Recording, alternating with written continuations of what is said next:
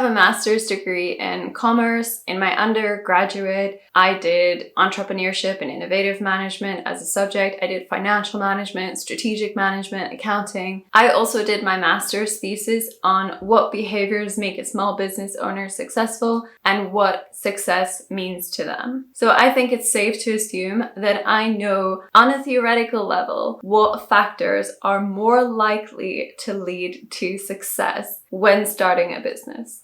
And right now, when I'm saying success, I'm referring to a business still being financially viable after the first 3 years of operation. Now, given that I theoretically know this, and that means that I know that having savings or some kind of startup capital, as well as a really good plan for your business, are two major things that get listed when we speak about what are the things that are likely to lead to success in the first couple of years of a business. I know theoretically those factors are ideal, but life. So despite knowing that, I started my business with no savings and no plan. I didn't just say that in the title. That is literally what happened. So this video is part 1 of 2. And in these videos, I'm going to discuss firstly why that happened, and then given that that did happen, what did I do to be able to ensure that my business continued to be, well, first of all, that it was financially viable, but then it continued to be financially viable. At the time of filming this, I've been self-employed for longer than 3.5 years, and my business has formally been registered as its own separate legal entity for over 3 years now. It is my source of income. It is how I get money to afford anything and to live, and it currently still is financially viable. So stay tuned for firstly the story on how this came about, the circumstances that I started my business in, and then also what I think is quite practical tips around starting a business or things that I did that I think contributed to me getting to where I am today. But before that, a quick introduction and just a quick disclaimer. If you haven't seen any of my other videos, I'm comment free. I'm an employment relations practitioner and obviously a small business owner, and I'm self-employed. My business is a consulting business where I offer professional employment relations services. I don't want to ramble off all of the things in this video that lead me to feel comfortable to talk about being a small business owner and to share knowledge around small businesses. So I have linked some information in the description box below if you want to know a little bit more about my background. Because the most important thing that I do want to get across is that I'm actually walking the talk, if that's the saying. I'm doing the things that I'm speaking about in these videos, or I've already done them. My only disclaimer for this video is that I'm discussing my experience. I also throw in a bit of information and knowledge that I've learned over the years, but I recognize that small businesses and self-employed professionals or people, their businesses take such various shapes and forms. It's not going to be a one size fits all. So what worked for me may or may not work for somebody else. I don't presume to know what's best for you or for your business. I simply share my experience and some information, hopefully that is interesting, and maybe to some degree it is valuable for you. And something to consider, that if you watch this video and you listen to something that I did or something that happened and you think, wow, no, that's like a terrible idea, I would never do that, that in itself is also value. It's not just valuable to see what does resonate with us. I think it's also valuable to know what doesn't resonate with us. And I don't think if someone were to carbon copy exactly what I did, it would guarantee that their business succeeds or that they are able to be where I am today, whatever it means where I am today, because there were a lot of factors outside of my control that contributed to how this journey unfolded for me. And also, I define success at various phases of my business differently. What success was to me in the first couple of months of my business is not what success is to me right now. My priorities have shifted as I've gone along, as things in my life have changed. And that means that the things that I work towards may not be the things that you want in your business. So please take what serves you from this video and just leave what doesn't serve you. All right, let's do this. So why did I start a business with absolutely no savings and no plan? The short answer, kind of, is that when it comes to motivation to do anything, we have push factors and we have pull factors. Pull factors draw us towards something, so towards the whatever it is that comes with being self-employed or owning your own business that excites you. Push factors are things that push us away from whatever current circumstances we are in. So the short answer is that mine was pretty much only push factors, and I wanted to get out of the job that I was in at the time. It isn't some inspirational story of something that came to me. Literally, my story is that I was employed in a job that I realized I no longer wanted to be in. I was working in an environment that I realized I no longer want to work in, and I wanted to get out of it. I didn't know what I was going to do. I had absolutely no plan for how I was going to make money when I quit my job. I just quit my job because I wanted to leave my job. And I figured the rest will just have to get figured out. I did serve a notice of termination period, so I kind of, I guess, had like 4 weeks or a month to mull over what I was going to do to be able to, you know, afford food and to live. But at the time, I was still busy finishing my master's thesis, and I knew that whatever I was going to do, I needed to make my master's thesis a priority to make sure that I get that done, as well as, you know,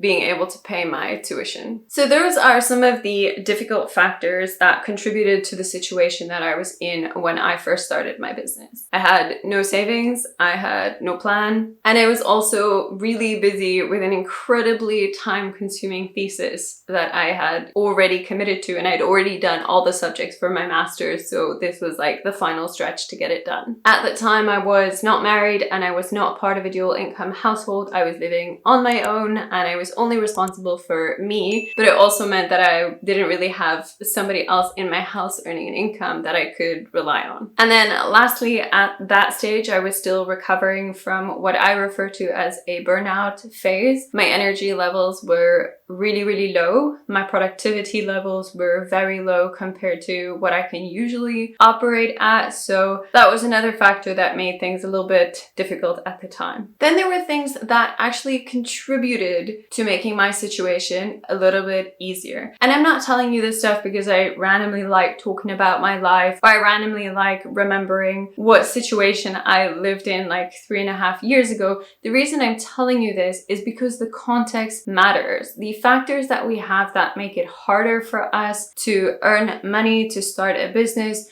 to work on the things that we want to work on, and the factors that make it easier for that are a crucial part, in my opinion, of how I started my business, because those were the factors that contributed to where I am today and what I had to deal with at the time.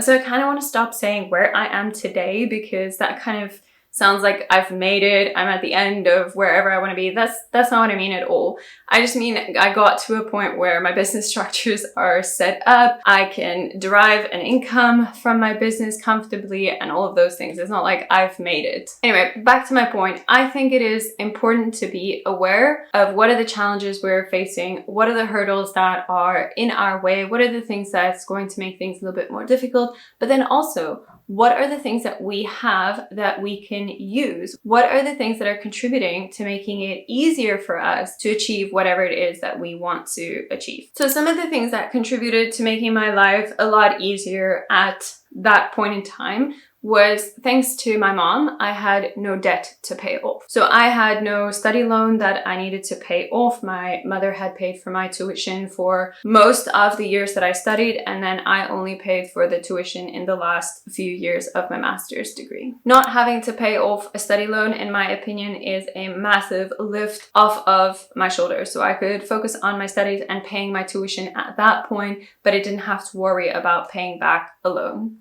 The other thing is that at various points in my life, my parents helped me out by gifting me a vehicle of some sort. So I also had a car without having to pay off a car, which again is a big load off of my shoulders. All of this stuff is also going to become a lot more relevant in part 2 of this video, where I really get into the nitty-gritty of expenses, bringing money in and money going out at the time when I started my business. And also, me sharing these things, you could be watching this and be like, oh my goodness, she had it so easy. Like, of course, I could definitely succeed if I had X, Y, and Z.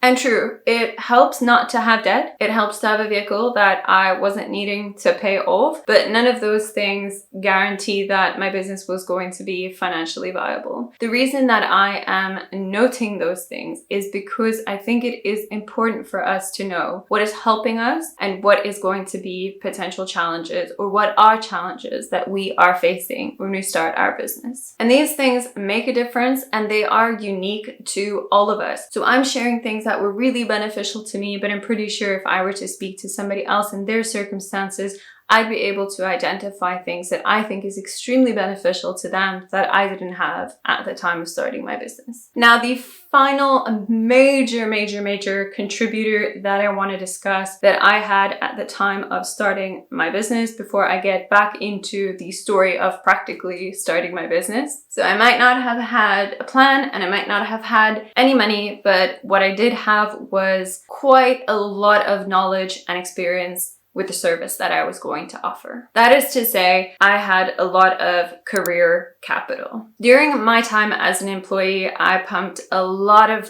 time and energy into improving my knowledge, improving my skills. At the time, I was also doing my master's degree, and I did all 12 subjects in the first year of working. On average, I was working about 10 hours a day. And even when I would leave the office, I would come home and I would read over cases. I would comb through additional knowledge to not just be able to do the job that I was doing, but to increase my knowledge and my skills and to grow as quickly as I could. Then in my final year of being employed, I was also lecturing the subject of labor relations at the university in, I'm not going to say my free time because I did not have free time at that point, but that also meant that I had a very strong theoretical foundation to things that I was practically working on every single day. Well, not every day. I worked 5 days a week. And then on weekends, I would do the administration and draft documents and do other types of things that contributed to the work that I was doing Monday to Friday. So when I look back on that time, and I do think it is insane the number of hours that I worked, the work that I did at such a fast pace, and all of the things I took on, because it did take a toll physically. My health declined drastically and my mental health was not in a great state at the end of it. But that being said, I recognized that all of that intensity meant that when I left my job, having not worked there very long, I had a lot of value that I could offer to businesses and to employees. And I had a lot of knowledge and skills that I could use to offer really valuable services. So you're going to hear this probably in a few of my videos.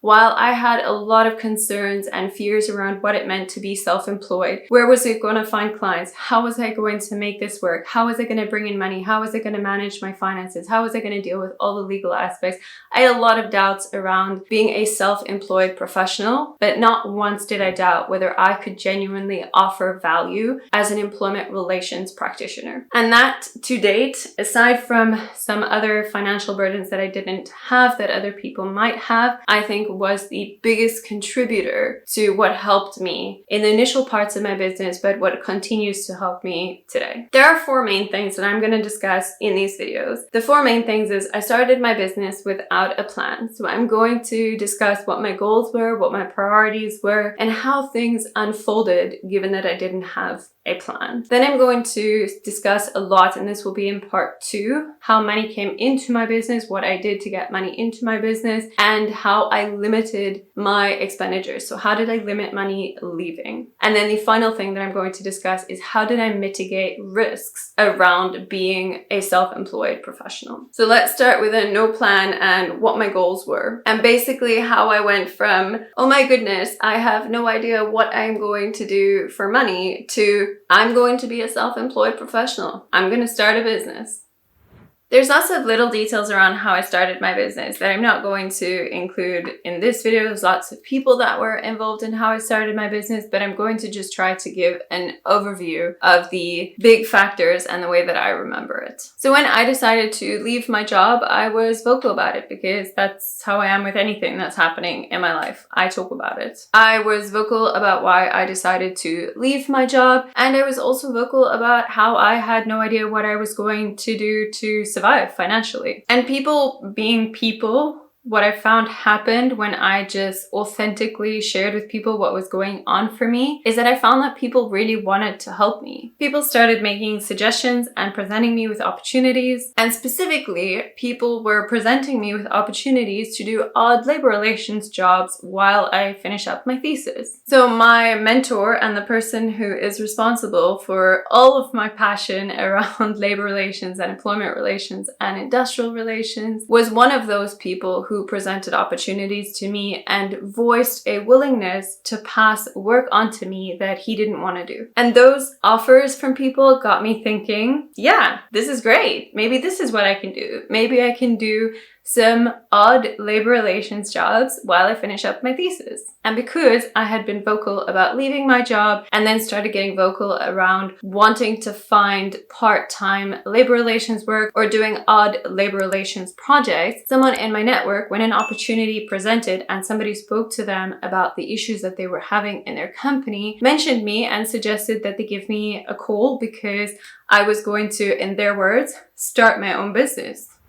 Anyway, I think I was still in my final week of serving my notice when I got a call from this person who I had never spoken to. And they said, oh, so-and-so said that you were really good at what you do, and we would really like a labor relations consultant. They had recently become unionized, and it's quite a small business, and there's quite a lot of complexities that come with being unionized. So I jumped at that opportunity because that's the work that I love to do. So I remember my last working day, it was a Thursday, and on that Monday I had a meeting with what then became my first client, and I'm proud to say that until today they are still a client and they have expanded and they have other businesses, and their other businesses are also a client of mine. That is how I got my first money in, and that is also what led to the first steps to me not doing just odd jobs, but me realizing that I'm actually going to make this a thing. I'm going to be a self-employed professional. I will expand on it either later in this video or in the next video, but I believe that simply by honestly and genuinely and authentically expressing what is going on for us, the fears that we have, the concerns that we have, I believe that people want to help us. And I believe that when we do that, people go out of their way to try to help us when an opportunity presents itself. That's not to say that people went out of their way to find clients for me, but it did mean that they kept me in mind when an opportunity presented itself and they thought, hey, Kama needed help. Let me recommend her services. So between getting a brand new client and my mentor at the time showing a belief in me and a willingness to send some odd jobs my way, that's when I fully decided this is not just going to be a part-time thing. This is going to be my thing. Now I want to talk about what was my plan and my goals right at the beginning. And I'm talking from like day one that I became unemployed and self-employed. So goal number one was survive. It was definitely survival mode in the beginning. Now, the reason I'm going to say all this stuff is because I think businesses go through, well, it's not just my thinking because it's well-known theories, but businesses go through various stages. And usually the beginning stage is the survival stage. But later on in my business, I went through different phases.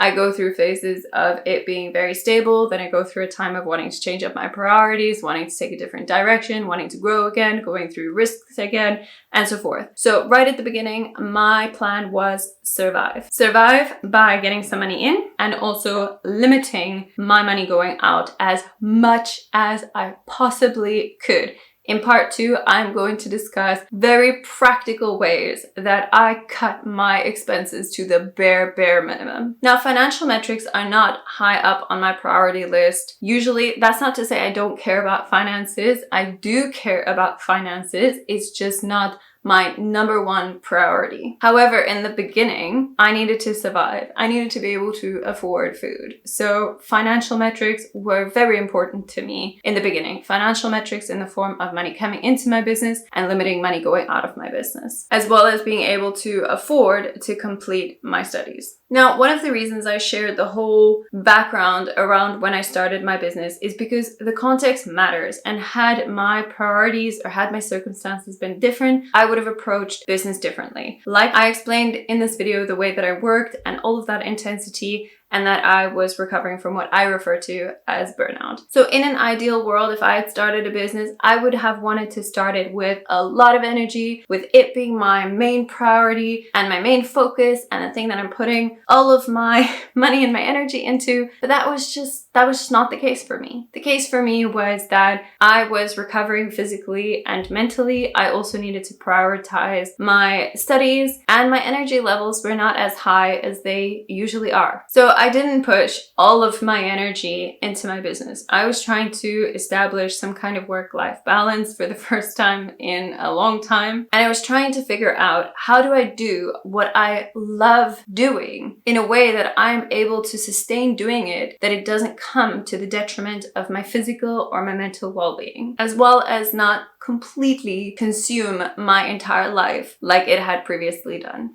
So when I speak of the things that I did towards my business, I would like you to bear in mind that that was the context from which I was operating. And it wasn't just the usual context of grow a business, pump all your energy into it, give everything you have into it, because that was just not my situation. In terms of my plan, it was survive, it was focus on my health, focus on my well-being, and finish my thesis. And everything that I did towards my business or being self-employed, I did with the mindset that my goals are going to shift. And while I cannot put everything into my business right now at that point, I knew when my thesis was done, I really wanted to put all of my energy and time into that. And of course, maintaining work-life balance. So when I approached business things, I approached them with the mindset of keeping doors open, keeping possibilities for expansion open, and the mindset of, although I can't fully commit to this thing right now, I'm going to put effort into it at a later stage. And what I can honestly say happened, because here I am 3.5 years later, I am in great physical health condition. My mental health and well-being is doing really well,